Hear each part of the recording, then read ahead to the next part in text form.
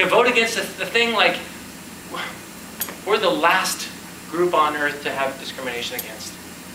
At least the gay people have some rights. If they know you're transgender, you don't get the job. You don't get the housing. You're not going to get the apartment. Are you kidding? No, you don't. So yeah, it's rough. But I chose it. I chose it. Yeah. I just have tough skin. I don't mind. I don't mind being made fun of. I don't mind people walking out of my life and not loving me anymore. I don't mind. Because I'm me now. Wrong. Absolutely a billion times wrong. I cry a lot at night. I wake up at night and can't go back to sleep thinking about all those people that were in my life that aren't there anymore. Especially my own goddamn family. You can't imagine the pain of that. You just can't unless you've been there. Huh. Yeah, I'm tough. Because I like me more than the pain that that gives me. And I'm not afraid to check out of this place. God, take me now. I want to go where there ain't crazy people. Because I feel like I live in a place where there's crazy people. Not you guys. Not you guys. But out there, there's a whole bunch of crazy ones out there.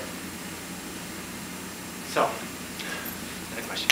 I just had a question for you, Nicole, and also the panel. Like, you're talking about all these like experiences of rejection, and I just want you to kind of talk more about the best support you received, because we are social workers, and I'm wondering, yes. For clients, Great. What's the best form of support to Well, get?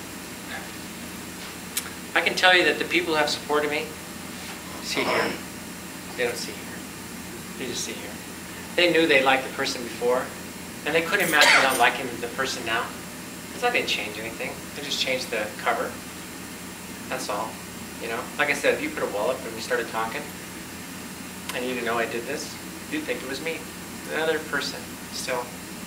And here's what I actually talked to about 100 psychology students at Forest Grove last spring. And what I told them was, first of all, believe what all the transgender people are telling them. They're not making it up. And they absolutely need as many people caring about them as possible.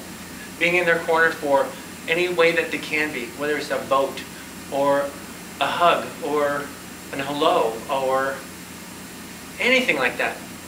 I'm telling you what, they are craving it, because they aren't getting it. They aren't getting it from the people that loved them. Loved them. So when you recognize someone like that, smiling, giving them just a smile, a sincere smile, not a smirk like, I know who you are, but just be caring about them in any way you can. Show them that you care about it, just like you care about any other human being, because they are human beings, just like you guys. I mean, we're all in it together. We didn't, why is it us and them? Why, our religions do that to us, our politics do that to us, and then we do it to ourselves with this kind of a thing. It's just so wrong. Earth, get me out of here. Ready to check out. Yeah. Have any of your students ever come to you to talk about something? Yes. Yes. And are you allowed to talk about that? Has the district? I do not pursue anything. Right. But I have had confidential conversations with students. Because they would have nowhere to go with this. Right. Well, and we do have a thing in schools now called GSA, Gay Straight Alliance. And I'm actually the person who's in charge of that in our school. Okay. And these kids come every Tuesday at lunch, and so we meet tomorrow. And there were 13 kids in the last meeting, and they just come in and support each other. And there's some are gay, some are straight, and some are trans. And I had a teacher come to me and say, I have this girl/boy in my drama class, and he would like to talk to you. So yes, that does happen. It's still such a taboo, and Wesleyan is such a conservative school that, but I'll tell you what, there are some true high spirits in that group. Those kids, there's some of them, they don't give a rip what other kids think. And they are strong, and they're the ones that are in the hallways going, GSA Tuesday, come join the party. great kids, just great kids. Yeah. I was curious about how did you break this to your own children, and I think earlier you'd mentioned also like I'm still dad. Like how do you switch gears, or how did you help with that? My ex-wife has, like I said, a bunch of siblings, and one sister lived in Newport, and she's actually a math teacher too. And actually, she supports me when she sees me, but I don't hear from her near like I used to. And she had a dog, and she would go on math conferences. I wouldn't go. I'm just one of those slackers, but she would go to these math conferences, and she'd say, "Come on down, would you take care of my dog?" So I would go to Newport, spend 3 or 4 days there, taking care of her dog, and become a Newportian for those couple days, and be Nicole for those days. And it was just wonderful. The last time I did it is when my wife told our kids, and she didn't tell me she was going to tell me. So I found out when I got back that they didn't. My oldest son had known, he had found out when he was in high school, he found some pictures on the computer. And that was another thing. Yeah, I mean, you take pictures to see if you can get a perspective of what you look like, of what you give others a perception of, that kind of thing. So there were some pictures on there. I thought I hit him really well. Wrong.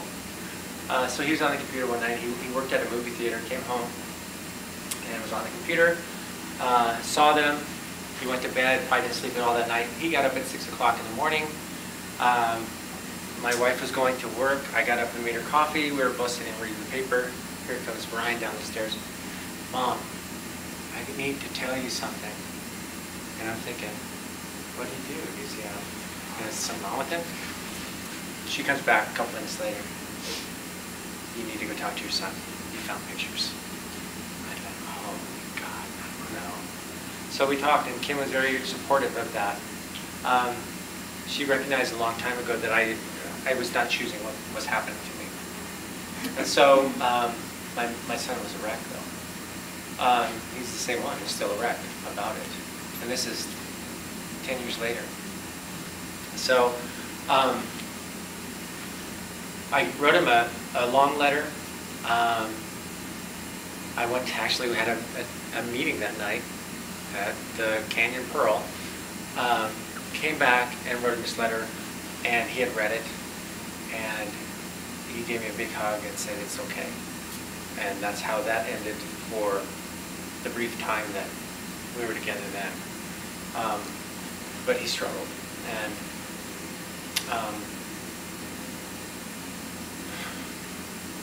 after they knew, I tried to make it as normal as I could, because I was still home, and I was still dad, and we were still a family, and I don't know how. Here's one I didn't tell you yet. When I was 18, it was a Friday night. I walked in my parents' bedroom, and my dad is putting pantyhose on. And I go, "What are you doing?" He goes, "Oh, these are some of your mom's old holy pantyhose, and it's cold outside, and I like to wear they keep my legs warm." I think, oh, okay. And then I think to myself, is he like me? What I found out was, he is like me, was like me. He ended up dying of a heart attack when he was 55 years old. I was 30. And I found out that it even gets better than that. This is a whole other story. See, these little things keep coming up. I had to tell my siblings, and no one in my family knew what was going on. And I was splitting up.